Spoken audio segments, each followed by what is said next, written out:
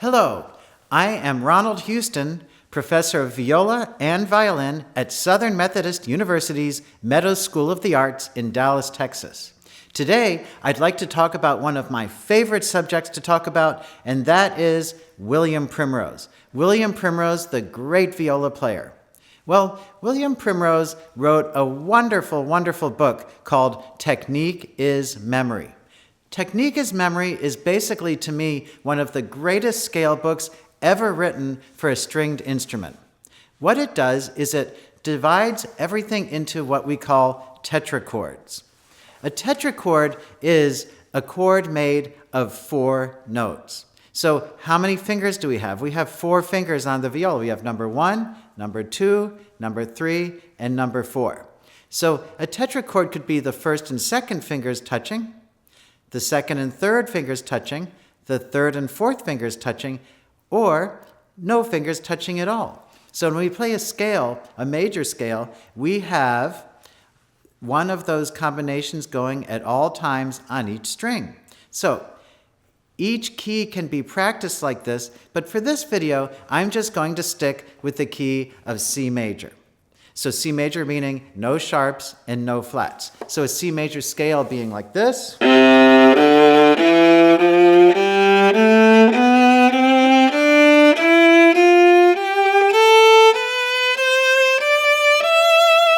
Like so.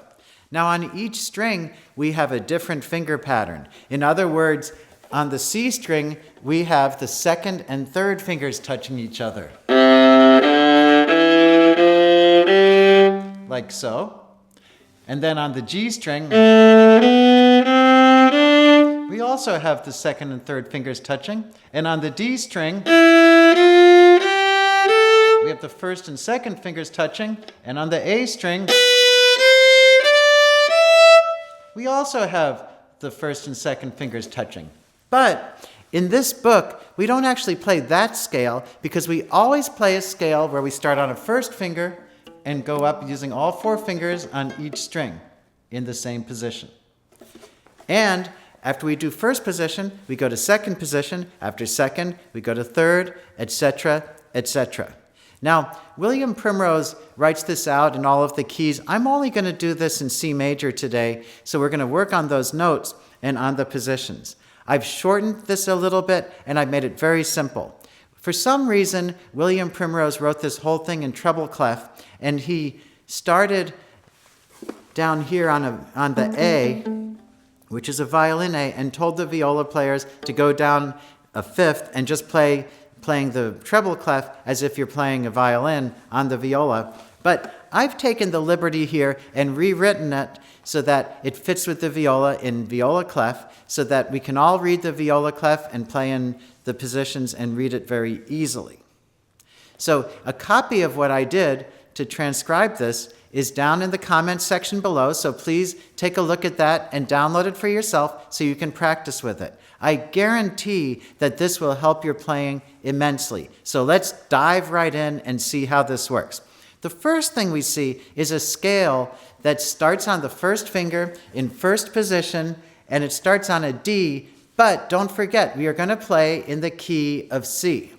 So in order to use this well, what I do is I mark all of my half steps through the scale. I've already marked this here, but I'm going to do it right now just to show you what I do. I'm going to mark that in red for today because my pen is showing red. I'm using an iPad with my Apple Pencil. And so right now I'm going to go ahead and mark half steps. So on the first here on the C string, I have a half step between fingers 2 and 3. And then on the next, I have 2 and 3 again. And then on the next one, I have 1 and 2. And as you can see, I'm marking these half steps like this and making sure that when I play the half steps, that my fingers are very, very close together. So here's how I work the first scale. Starting on the D, I'm going to play and make sure that my half steps are extremely, extremely close.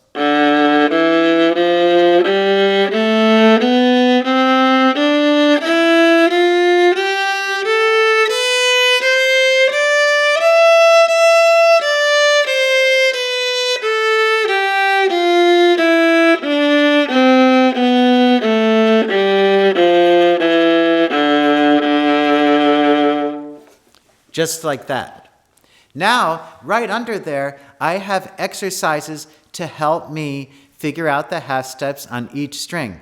Oh, and by the way, if you take a look at my part over here, I have the C string notes in red, the G string notes in a golden brown, the D string notes in green, and the A string notes in blue. So that's basically a code for me that I can tell which string to play in at what time. So if you look down there, you can see that over here on the first line, on the C string line, I have everything written in red, and I have my half steps marked. Now you'll notice here on the second measure, on the first measure in the second half, that sometimes I write a half step between two notes that aren't really together, but I just have to remember to put those fingers together. Same with the second measure, like so. And other times I mark a lot of half steps. So it's a good practice just to figure out where they are.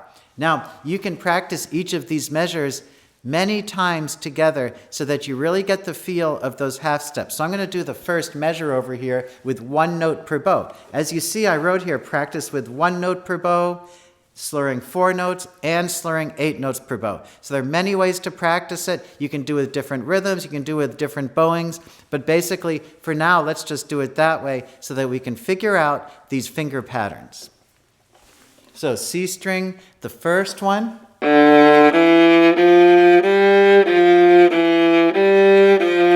Like that. I make sure my second fingers and my third finger are right together.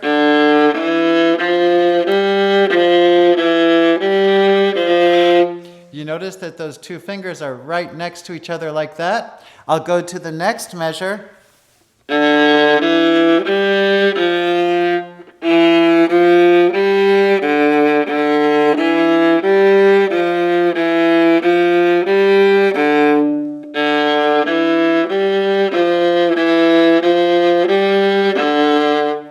You notice that I memorize it like that so that basically technique is memory. It's memorizing where the half steps are in your scales, and it's also playing enough times that you can figure out how to play things by memory. So as you can see, this book is very, very helpful. I'm going to go to the G string and go to the third measure of the G string looking like this.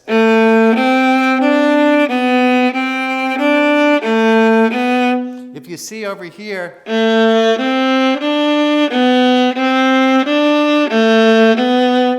I'm working the way that my fingers work. When I switch to the D string, now my pattern changes.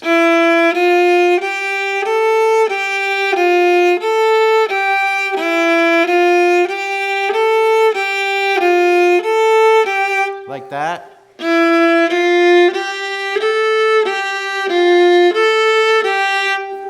I think you get the point.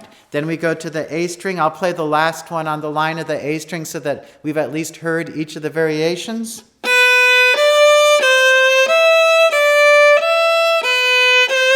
Like so.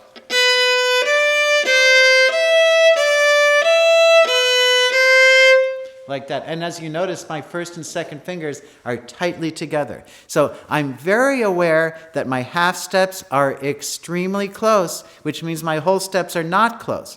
And so basically, in the key of C in first position, I know that on the C string, my fingers look like this. On the G string, they look like this. D string, A string. And I memorize that. And then I can even go back to the first scale.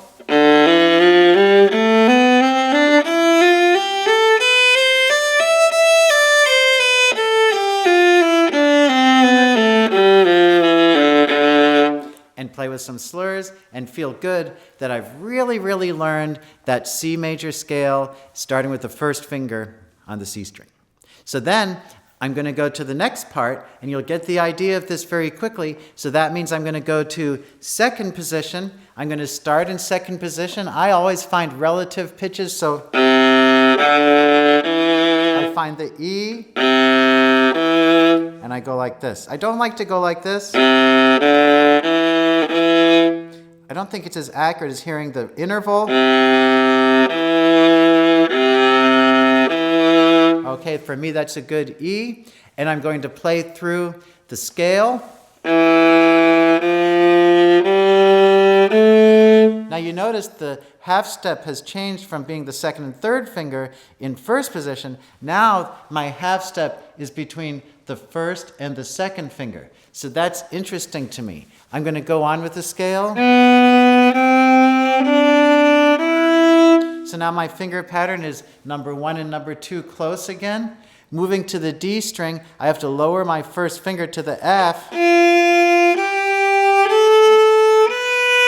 Now here's interesting because none of the fingers are touching each other. That's a place where no fingers touch each other. And the A string, now the third and the fourth fingers are touching each other. So I'm memorizing those half steps as I go. So now when I play the scale fluidly, you'll see that my half steps totally change.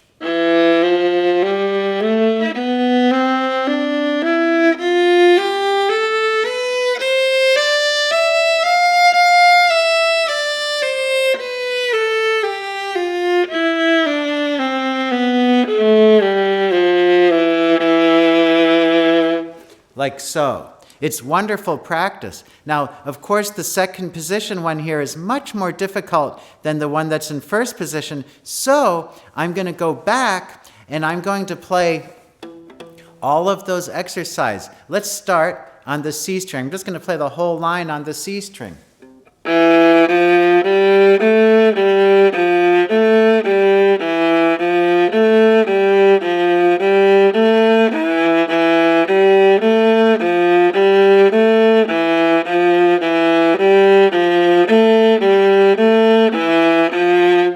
Like that. Now you notice my first and second fingers were very close the whole time. You can see that I wrote a note over here, and that says, write in all half steps with colored pencil. Also, write in fingerings. So let's do that for a second. The half steps here on the C string are done always when you have a first and second finger. So I just write them in when I need to. And remember, you can go like this and write them across. You can do all sorts of things. And then you can also write your fingerings. So if you have trouble with things, don't ever hesitate to write fingerings. Here's a hint. Even if the fingering is printed, write the fingering over it.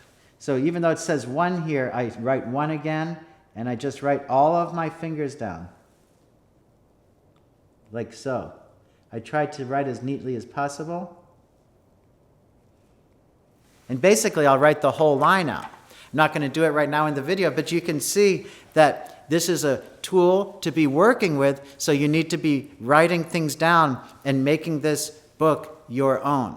Don't forget to download this book down in the comments section below. It's very, very important to have it. It's only 3 pages that you need to print, or you can use an iPad, but I think it's really helpful.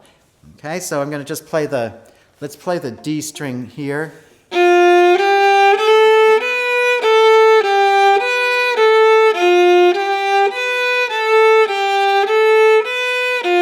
Now, if I had trouble with that measure, I can do it many times with slurs.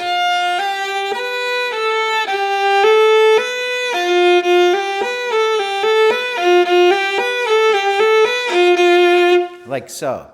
Another good way to practice that, what I just did was you can accelerate each time that you change the slurs.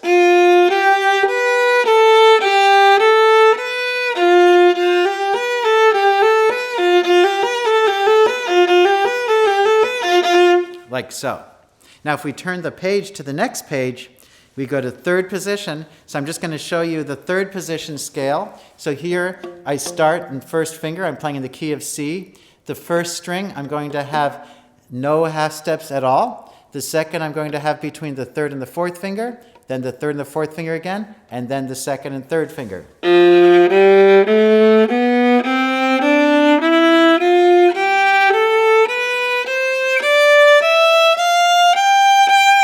You can see that better this way.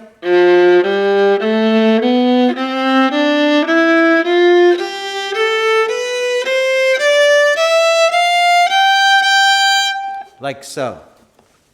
Now, Mr. Primrose went all the way to 7th position. For me, I think going up to 5th position is enough, so I'm just going to demonstrate the 5th position. I find my first finger.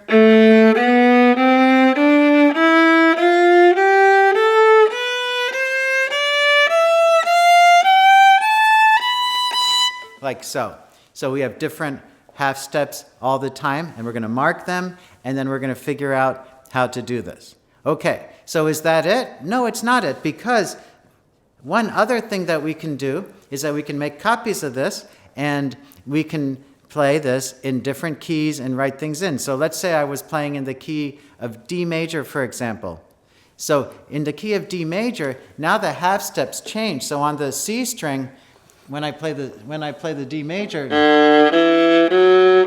I have third and fourth, third and fourth, second and third, and second and third, and so on and so on. So we can really figure out the different fingerings. I think you get the point. But in the key of D major, let's go to fourth position just to take a look at that. When we start, I find the G in fourth position. And then the first notes I have G, A, B, C sharp. So I don't have any half steps there. Then I go to D, E, F sharp, G, third and fourth finger. Then I have A, B, C sharp, D. So I have third and fourth fingers together. And then I have E, F sharp, G, A, which is the second and the third fingers together. So I'm always memorizing and figuring out where my half steps are. How does this help me in different pieces? Well, it helps a lot, because when I'm playing a piece, I'm always looking for where the half steps are. So if I'm playing Telemann Viola Concerto, you can see I have second and third fingers together on the D string.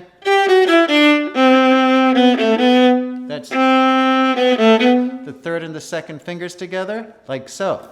So I'm always figuring out where the half steps are and basing all of my fingerings and my technique off of where the half steps are. So this system really gets you started like that. This was a very quick overview, but I really hope it's helpful. And remember, don't forget to download the sheets that I've put there from the comments section, and I'll see you the next time, and until I do, happy practicing.